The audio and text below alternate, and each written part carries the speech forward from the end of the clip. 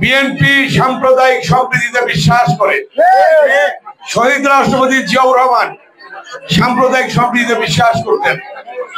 বিএনপির চেয়ারপারসন, 3 বারের প্রধানমন্ত্রী দেশনেত্রী বেগম খালেদা জিয়া, তিনি সাম্প্রদায়িক সম্প্রীতিতে বিশ্বাস করতেন।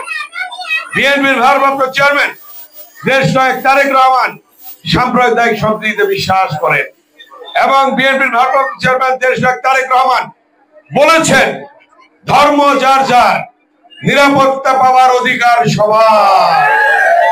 ধর্ম যার যার, নিরাপত্তা পাওয়ার অধিকার সবার, দেশনায়ক তারেক রহমান বলেছেন। অতএব হিন্দু, মুসলমান, বৌদ্ধ, খ্রিস্টান সকলেই আমরা এই দেশের নাগরিক, বাংলাদেশি। আমরা সকলে নিরাপদে থাকবো, একে অপরকে সহযোগিতা করব। আপনারা জানেন যে আজকে যে হিন্দু ভাই বোনদের সবচেয়ে বড় উৎসব শুরু হয়েছে। আমরা বিএনপির পক্ষ থেকে 3 শিফটে ভাগ করে দিয়েছি, 8 ঘন্টা করে। আমাদের বিএনপি অঙ্গ সহযোগী সংগঠনের নেতারা তারা সার্বক্ষণিক পাহারায় থাকবে।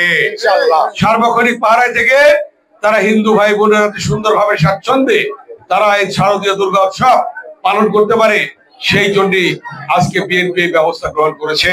এটা বিএনপির ভারপ্রাপ্ত চেয়ারম্যান দেশনায়ক তারেক রহমানের নির্দেশে আজকে এটা করা হয়েছে। অতএব আপনারা সজাগ থাকবেন, সচেতন থাকবেন, সব দিকে খেয়াল রেখে আপনারা কাজ করবেন। আমরা